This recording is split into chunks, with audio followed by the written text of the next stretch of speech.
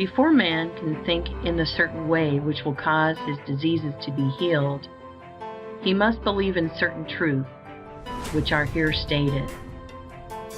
All things are made from one living substance, which, in its original state, permeates, penetrates, and fills interspaces of the universe.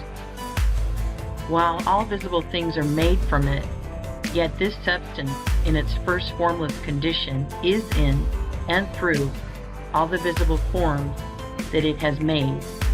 Its life is in all, and its intelligence is in all. This substance creates by thought, and its method is by taking the form of that which it thinks about.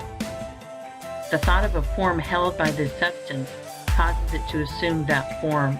Thought of a motion causes it to institute that motion. Forms are created by this substance in moving itself into certain attitudes or positions. When original substance wishes to create a given form, it thinks of the motion which will produce that form. When it wishes to create a world, it thinks of the motions, perhaps extending through ages, which will result in its coming into the attitude and form of the world, and these motions are made. When it wishes to create an oak tree, it thinks of the sequences of movement, perhaps extending through ages, which will result in the form of an oak tree, and these motions are made. The particular sequences of motion by which differing forms should be produced were established in the beginning. They are changeless. Certain motions instituted in the formless substance will forever produce certain forms. Man's body is formed from the original substance and is the result of certain motions which first existed as thoughts of original substance. The motions which produce, renew, and repair the body of man are called functions, and these functions are of two classes: voluntary and involuntary.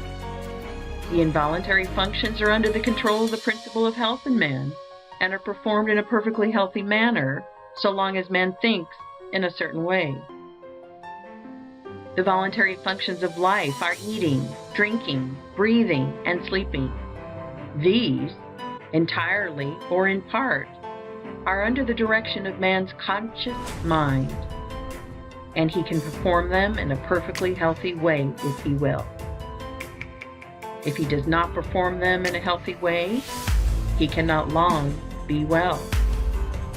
So we see that if man thinks in a certain way and eats, drinks, breathes, and sleeps in a corresponding way, he will be well.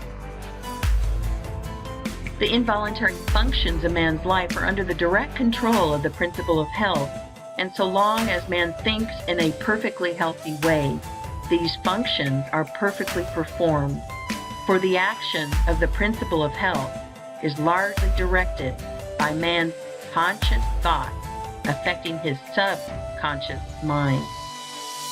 Man is a thinking center, capable of originating thought, and as he does not know everything, he makes mistakes and thinks error. Not knowing everything, he believes things to be true which are not true.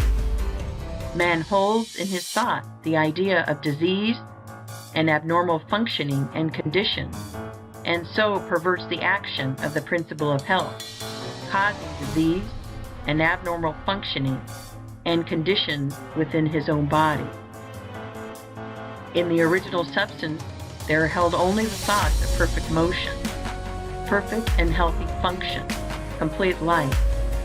God never thinks disease or imperfection, but for countless ages, men have held thoughts of disease, abnormality, old age, and death, and the perverted functioning resulting from these thoughts has become a part of the inheritance of the race. Our ancestors have, for many generations, held imperfect ideas concerning human form and functioning, and we begin life with racial, subconscious impressions of imperfection and disease. This is not natural or a part of the plan of nature. The purpose of nature can be nothing else than the perfection of life. This we see from the very nature of life itself. It is the nature of life to continually advance toward more perfect living. Advancement is the inevitable result of the very act of living. Increase is always a result of active living. Whatever lives must live more and more. The seed lying in the granary has life, but it is not living. Put it into the soil, and it becomes active, and at once begins to gather to itself from the surrounding substance, and to build a plant form. It will so cause increase that a seed head will be produced containing 30, 60, or 100 seeds, each having as much life as the first. Life by living increases. Life cannot live without increasing, and the fundamental impulse of life is to live.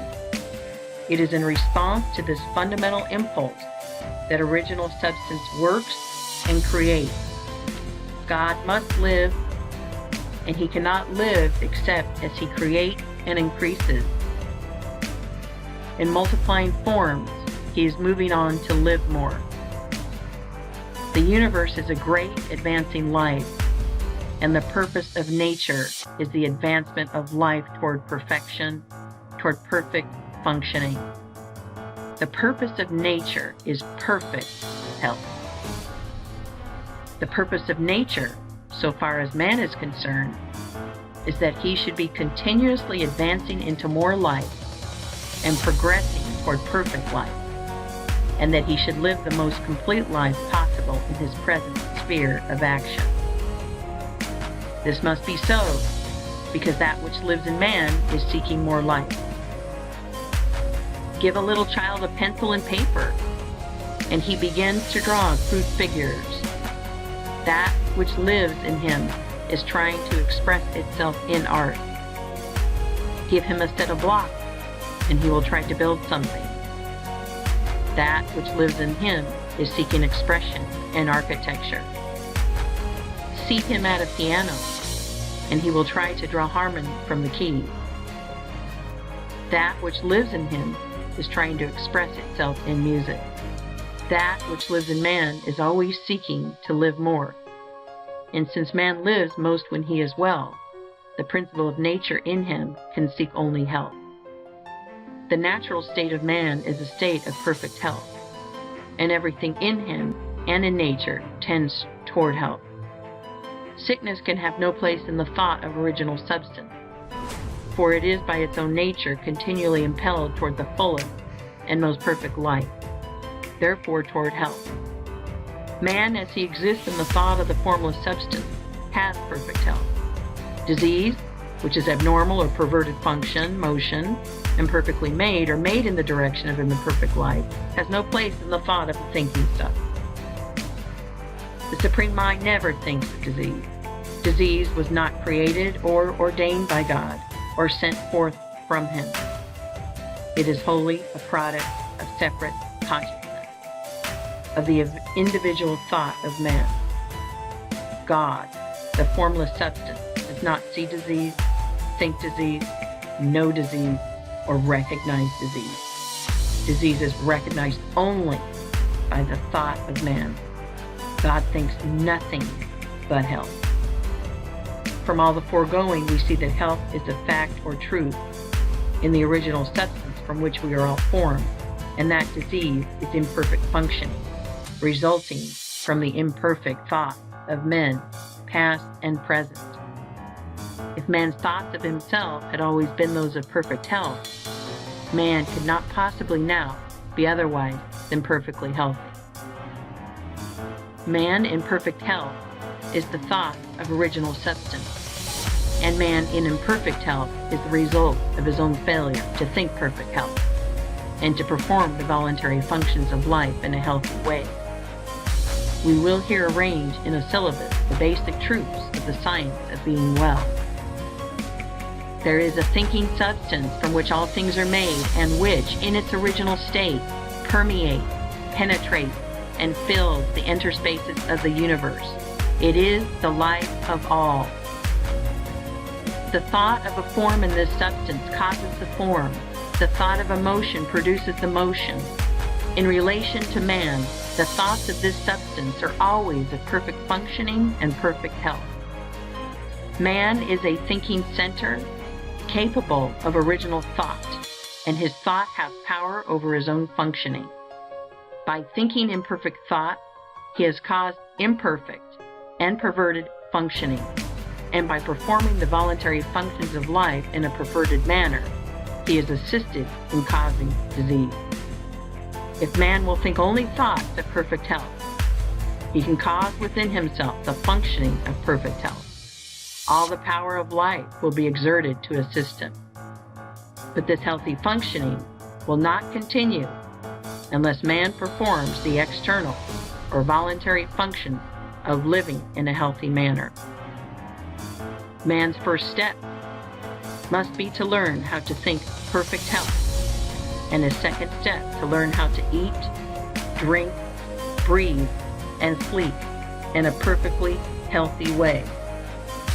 If man takes these two steps, he will certainly become well and remain so.